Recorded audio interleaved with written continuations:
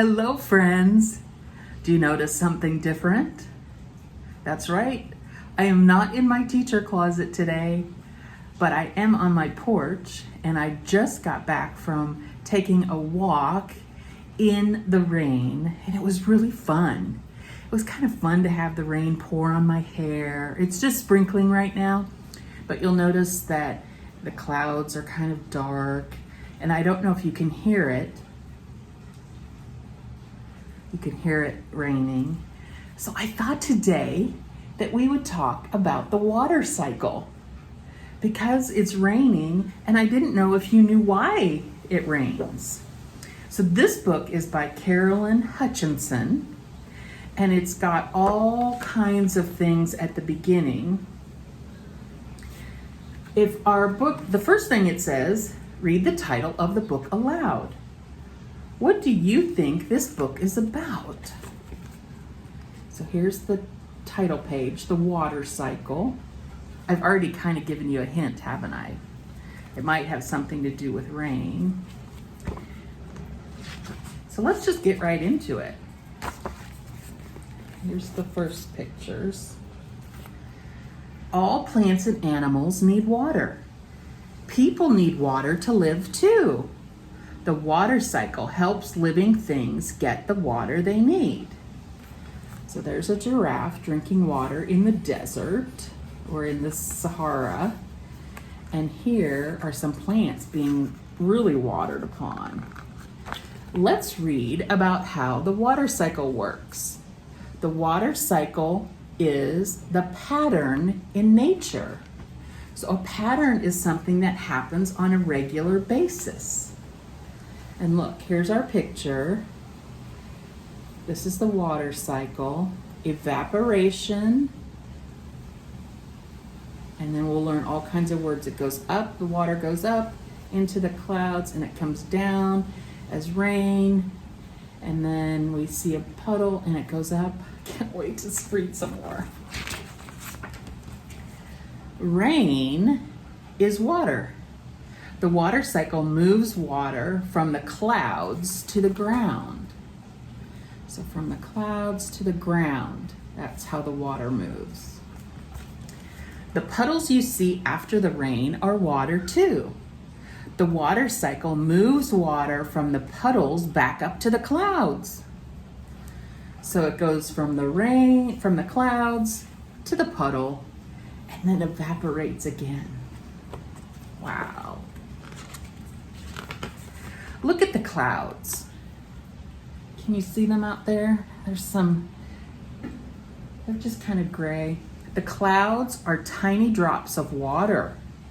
When the clouds are full of water, the water comes down. If the air is warm, the water comes down as rain. If the air is cool, the water comes down as, what do you think?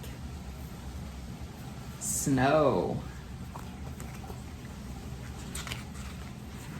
The air at the top of the mountains is very cold.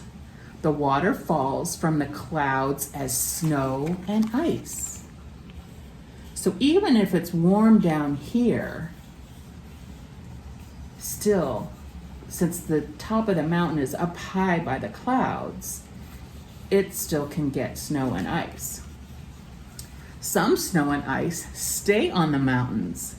The sun melts some of this snow and ice. Next, the water moves down the mountain. How do you think it moves down the mountain? We have a hint right here. Yep, in a river. Some water moves into rivers and oceans. Water goes deep into the ground too. You know what that is? The globe.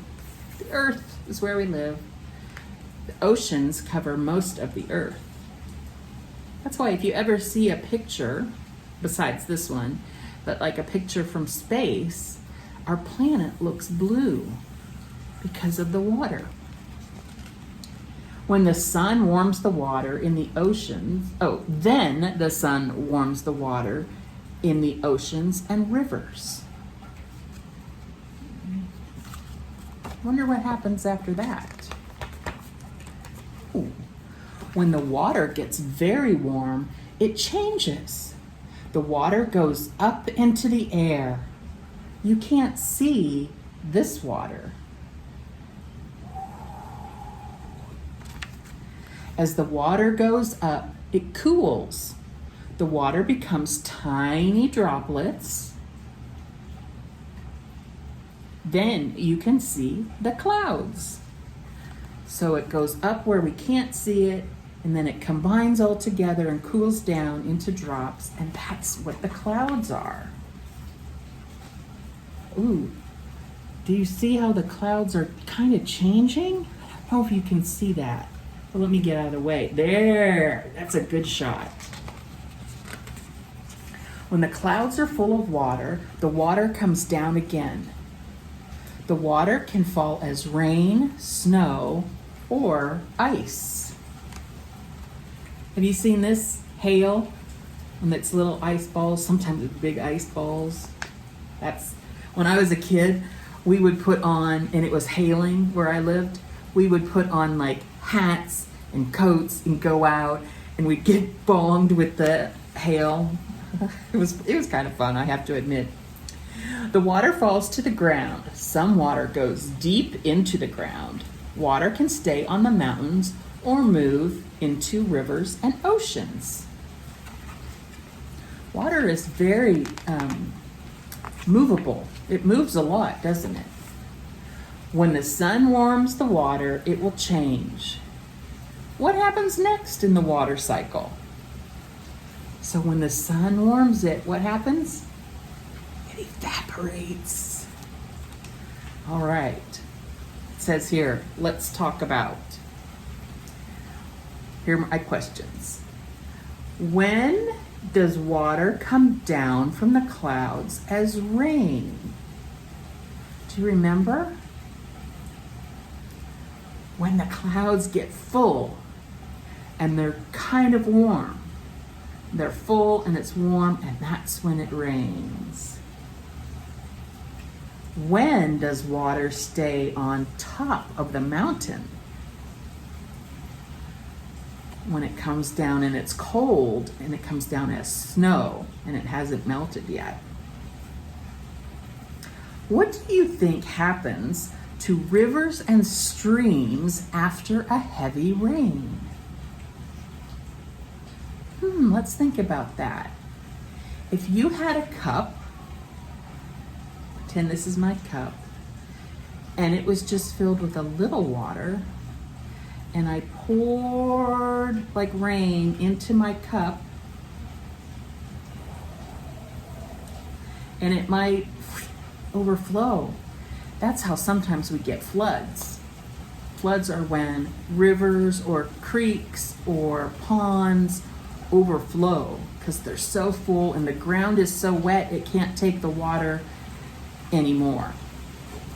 All right, draw and write. So here's something for you to do. Do you hear it? Oh, I felt a couple drops. So if it's raining at your place, draw a picture of a puddle, then draw what happens to the rain or to the water. Then draw a cloud, and then on the next part, show what happens when the cloud gets full. And you have drawn the water cycle. Wow. Pretty neat. Just goes in a circle. Okay, that's all for my teacher porch today. I hope you enjoy the rainy day if it's raining at your house, and you find something to do fun inside. And remember, every day, even if it's raining or snowing, is a new adventure. And I will see you again from maybe my teacher porch, but probably my teacher closet. Have a great one.